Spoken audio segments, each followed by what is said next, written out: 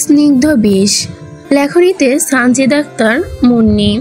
পর্ব সংখ্যা 16।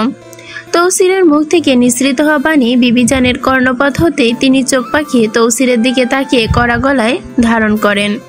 তোমারে বিয়ে করাই দিছি বইলা চাঙ্কি উঠা গেছো, কইছিলি তোরা কই থাকস?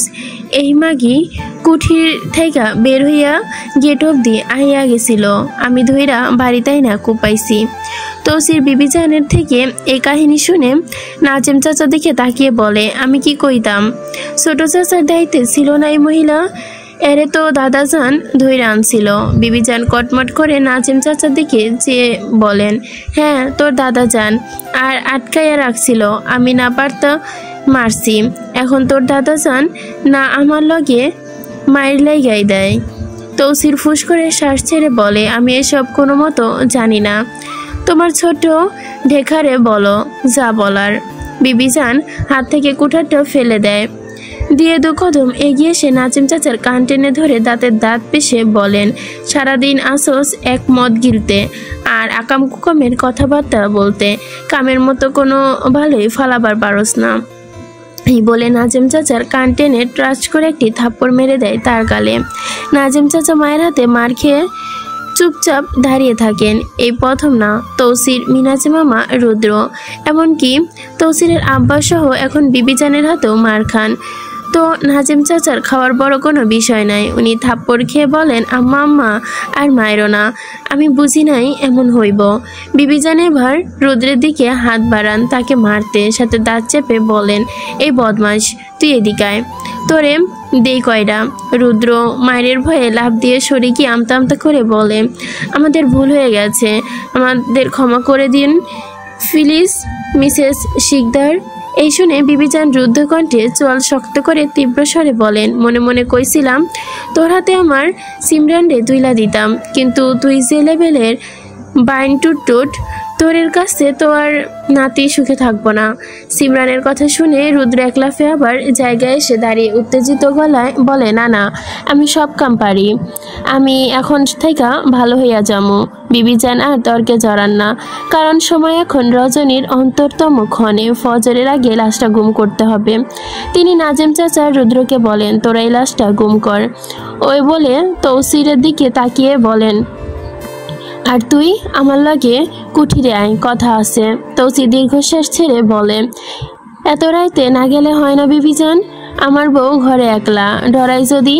বিবিজান এ শুনে মুখ ভেঙচি দিয়ে বলেন, বাহ, প্রথমে বিয়া করতে চাইতাছিলি না, আর এখন এমন প্রেম বউ লাগি। তৌসির খানিকটা অপ্রস্তুত হয়ে বলে, না না, কি যে কও, ও ডরাই আর কি।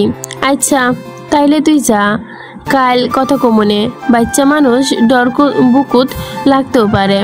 তৌসির মাথা নাড়িয়ে বাড়ির উদ্দেশ্যে রওনা হয়, আর মনে মনে বলে, বুড়ির বুড়ি এক পা কবরে আর এক পা রাইখা কি রাজত্বই না করতাছে।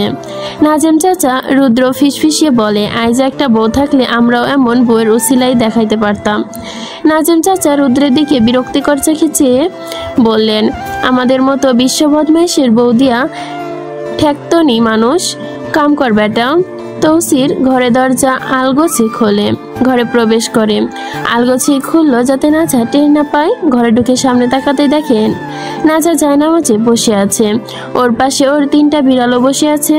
তৌসির দীর্ঘশ্বাস ছেড়ে চুপচাপ এগিয়ে এসে বিছানায় গা এলিয়ে দেয়, খুব ঘাম পাচ্ছে। নিদ্রার তলদেশে ডুবা অতি প্রয়োজন তার। এই ভেবে তৌসির বালিশে মাথা রাখতেই নাজা গলা কানে ভেসে আসে, শখ মিটিয়ে এলেন নাকি পরনারীর থেকে? এই প্রশ্নে তৌসির মনে বেজায় ক্রোধ জন্ম নেয়। কেন এমন কথা বলল নাজা? সবসময় শুধু মন্দ ভাবনা ভাবে তৌসিরের সম্পর্কে। তৌসির কি এমন নাকি? ক্রোধ জন্ম নিলেও তথাপি নিজের ক্রোধ সংবরণ করে শান্ত গলায় বলে, অন্য কামে গেছিলাম বাইরে, তুমি যা ভাবছো তা না। নাজা ঠিক বিশ্বাস করতে পারছে না তথাকথি, তাই আবারও ক্ষীণ গলায় শোধায়, ধোয়া তুলসী পাতা সেজে কি লাভ? সত্যি আমাদের দুজনেরই জানা। তৌসির নাজার এমন কঠিন কথায় এবার ক্রোধ ধরে উচ্চস্বরে, অতিরিক্ত কিছু ভাড়া না, তালুকদারের মাইয়াও খুব বেশি বলতাছো। বা দোষ করবেন আর দোষী বললে বেশি হয়ে যায়। তৌসির শান্ত স্বরে শোধায়, নারী দোষ ব্যতীত জগতের সমস্ত দোষের বিষ আমার রক্তে মেশা, তবে এই নারী দোষটা এই তৌসির শিকদারের মধ্যে নেই। নাজা আর তর্কে যায় না, চুপ হয়ে যায়। হয়তো এটাই সত্য, তথাচি মস্তিষ্ক মেনে নিতে পারলেও অন্তর ঠিকই বলে এগুলো মিথ্যা, সব মিথ্যা। নাজার এই নীরবতা দেখে তৌসির সিলিংয়ের দিকে তাকিয়ে তাবাসসুম হেসে বলে, বিশ্বাস করলা না রে আমারে, বিশ্বাস করলা না। তালুকদারের মাইয়া বিশ্বাস করলা না আমারে। নাজা ম্লান হেসে মৃদু আওয়াজে ধারণ করে, বিশ্বাস করতে তো চাই, কিন্তু পরক্ষণে কানে বাজতে থাকে আপনার নামে শোনা দুর্নামের কাসর ঘণ্টা। তৌসির দুর্নামের কথা শুনে খানিকটা হাসে, অতঃপর বলে, তিরস্কারের নীলাভূমিতে মুখোশ ছাড়া বাস করি, দুর্নাম তো থাকবেই। এই বলে কিছু মুহূর্ত চুপ থেকে ফের বলে, তাই বইলা এগুলো বিশ্বাস কইরা আমারে ঘেন্নাই বা, এটা কি মানন যায় তালুকদারের মাইয়া? আপনার প্রতি আমার কোনো ঘৃণা নেই, তাহলে আমারে দোষ দিয়া সবসময় কথা কেন কও? ওইটা আপনার অভ্যাসেই বলি। এই বলে নাজা একটু দম নেয়। সে অভিমান এতক্ষণ সযত্নে লুকিয়ে রেখেছিল, তা এবার প্রকাশ করে। এই মাঝরাতে আমার একা ঘরে কোন বিবেকে রেখে গেলেন? এটা তো আমার বাপের বাড়ি না, ভয় হয় আমার একা থাকতে। তৌসির এ শুনে মনে মনে ভাবে, ও হো এই ব্যাপার, এই কারণে আমার নাকিন আমার লগে এমন তেরামি করতেছে। তৌসির আলতো হেসে বনে, আচ্ছা আর জীবনেও চাইতাম না তোমারে তৈয়া, এখন তাও ঘুমাই। আপনার মতো তো বেদিন না আমি, ফজরের নামাজ না পড়ে ঘুমিয়ে যাব। বেদিন শব্দটা শোনা মাত্র তৌসিরের আত্মসম্মানে লাগে। সে প্রায় চেঁচিয়ে উঠে বলে, এই বেটির মুখের সিনাল, আমার বেদিন কসকেন? হ্যাঁ, আমি শুক্রবারে নামাজ পড়ি। নাজা সর্বাঙ্গ যেন জ্বলে যায়, এমন অদ্ভুত যুক্তিতে সমস্ত ক্ষোভ উগড়ে যায়। সারা সপ্তাহ বুঝি পিরিয়ড থাকে আপনার, তাই শুধুমাত্র শুক্রবারে নামাজ পড়েন? এই কথা শুনে তৌসিরের রাগ আরও বিষময় থ মেরে যায়। সে 19-20 সালে ফেসবুকে সে এই টাইপের নামাজ না পড়া নিয়ে কথাগত পোস্ট দেখেছে, নিজেও কয়েকবার হাহারি এক দিয়েছে। সে সময় সে নিজে অন্যদের এসব বলে ঠাট্টা করত, কিন্তু তখনকার তৌসির সব ঝাউরামি একপাশে রেখে নামাজ নিয়মিত পড়ার চেষ্টা করত। কিন্তু এখন আর তা হয় না, যদিও একবারও ছাড়েনি। হায়রে কপাল, সে মানুষকে যা বলে তামাশা করতো, আজ তার নিজের বোতাকে সে কথা ফিরিয়ে দিচ্ছে। এই দুঃখ কই রাখবে তৌসির? এই মায়া তো বহুত বেত্তমিজ। তৌসির এবার থমথমে গড়া গলায় বনে, তোরে এতদিন ভাবতাম খারাপ, কিন্তু এখন দেখি তুই বিশ্ব খারাপ। খারাপ কথাটা শুনে নাজা দমন করে রাগ করা গলায় ছুড়ে, আমি যখন এতই খারাপ তাহলে কইরেন না আমার সাথে সংসার। তৌসির বড় বিরক্ত হয় এই কথায়, মনে মনে ভাবে, তোর মতো দুশ্মনের মাইয়ার লগে সংসার কি আর আমার ইচ্ছা কইরা করতেছি নাকি? বিবিজান আর আমার বদমাইশ বাপ জোর কইরা গলায় ঝুলাই দিছে বইলাই আজ আমার এই অবস্থা। তৌসির উপেক্ষা তিক্ত সুরে বলে, কথাটা মনে মনে আওড়ালেই বাস্তবে এই কথাটি তিক্ত সুরে বলতে লাগলো, লুঙ্গিতে আগুন লাগলে যেমন খুললেও বিপদ, না খুললেও বিপদ, ঠিক তেমনই তোমার লগে ঘর করলেও বিপদ, না করলেও বিপদ। তৌসিরের কথার উত্তরে নাজা ঠোঁট একফালি সূক্ষ্ম হাসি রেখা ফুটে ওঠে। এখন আর তর্ক করা না গেলেও নিরুত্তরভাবে ইদানিং তার বড় আবচ্ছন্ন লাগে।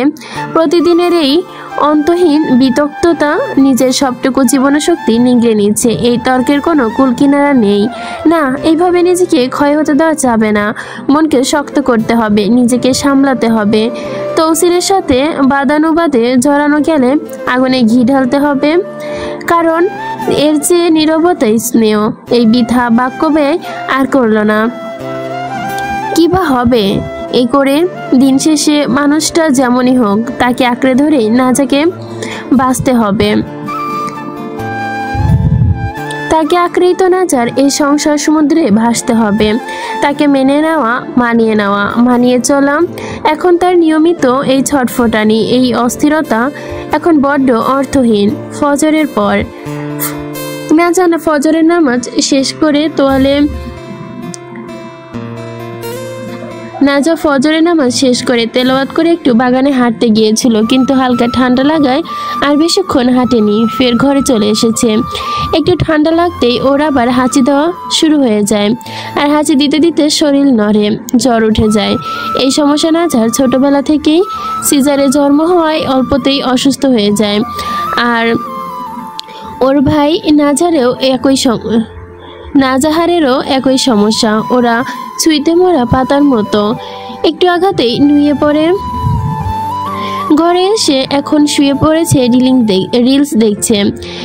বাড়ির রান্নাঘরে আজ আর যায়নি। তৌসির পূর্ব দিকে পা দিয়ে বিছানায় শটান ভঙ্গিতে শুয়ে আছে, আর নাজা তার বুকের মধ্যস্থলে মাথা রেখে দক্ষিণ দিকে পা দিয়ে শুয়ে রয়েছে হাঁটু ভাঁজ করে। আয়েশ করে শুয়ে ইনস্টাগ্রামে রিলস দেখছে, তাও সাউন্ড ফুল দিয়ে। তৌসির নাজার এসব কাণ্ডে খুবই বিরক্ত হয়। আর হবেই না কেন, তৌসিরকে যে বড্ড জ্বালাচ্ছে নাজা। এই যে তৌসিরের পক্ষে মাথা রেখে শুয়ে আছে, তাতে তৌসিরের অসুবিধা নেই, আপত্তিও নেই, কিন্তু নাজা শান্তিতে শুয়ে নেই, বারবার মাথা নড়াচ্ছে। এর ওপরে নিজের লালচে কালো চুলগুলো খোপা খুলে রেখেছে, তৌসিরের মুখে যাচ্ছে তা। মুখে গলায় ছড়িয়ে ছিটিয়ে দিয়েছে চুলগুলো, সাথে ওর ফোনের সাউন্ড তো আছে। এই সাউন্ড বেশি বিরক্ত করছে তৌসিরকে। ঘুম লাগতেই ভেঙে যাচ্ছে। তৌসির কিছু বলার জন্য মুখ খুলবে, তার সাধ্যও নেই। মুখ খুলে নাজা চুল আর মুখের ভেতর চলে যাবে। তৌসির হাত দিয়ে নিজের মুখের ওপর থেকে চুলগুলো সরিয়ে আধঘুমি গলায় বলে, নাজা সাউন্ড কমাও। সাউন্ড কমানোর কথা শুনে নাজা কিন্তু সময় নীরব থাকে, তারপর কমায়। এ দেখে তৌসির আরো কিছু বলে না।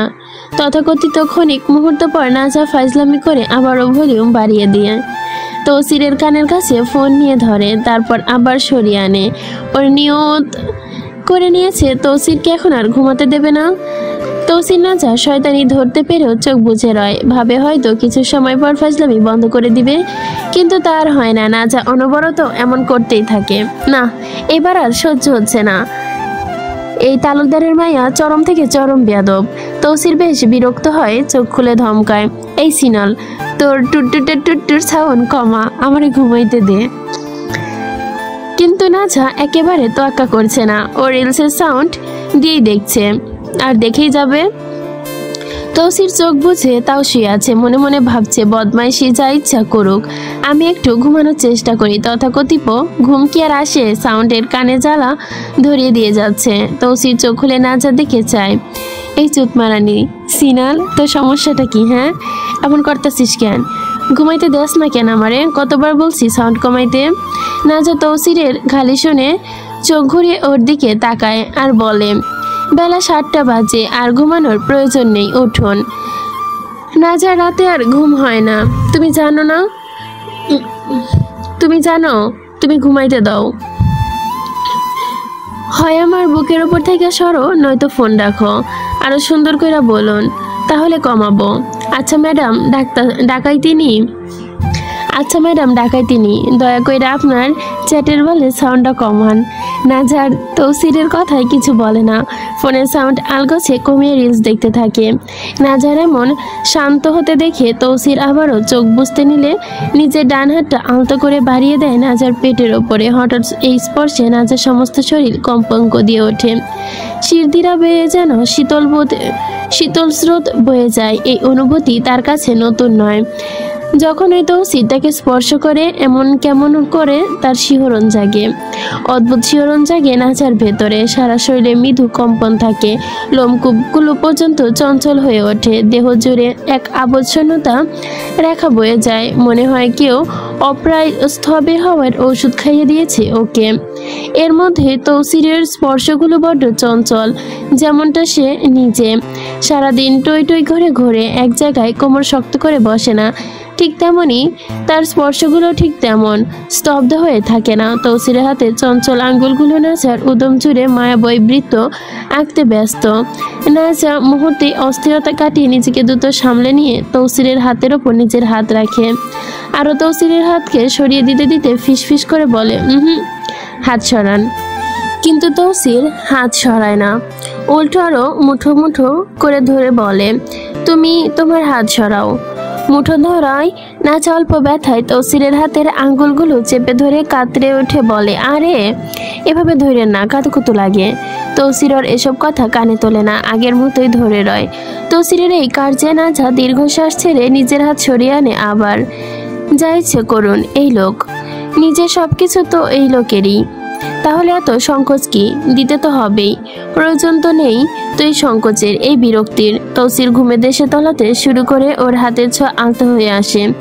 এমন সময় বিবিজান চিৎকার করে ওঠেন, তৌসির রে তাড়াতাড়ি ওঠ, 12টা বাজে গেছে তোর জীবনে। এই বলে দরজায় টাস টাস করে বিবিজান ঘরে প্রবেশ করেন। দরজায় ছিটকিনি লাগায়নি নাজা, বিদায় তিনি এইভাবেই প্রবেশ করলেন। হঠাৎ বিবিজানের এই আগমনে নাজা এক লাফে উঠে বসে। এমন আপত্তিকর এক পরিস্থিতির মধ্যে কিভাবে যে বিবিজান প্রবেশ করলেন আর কি বা হয়েছে বুঝে উঠতে পারলেন না নাজা। এই পর্যন্তই ছিল 16তম পর্ব। পর্বটা লেখিকা হচ্ছে অনেক তাড়াতাড়ি দিছে, এমনি পর্ব তো উনি অনেক লেটে দেয়, বাট ছোট দিছে এই জন্য, হয়তো বা ছোটর জন্য অখুশি না, পর্ব দিছে এতেই খুশি।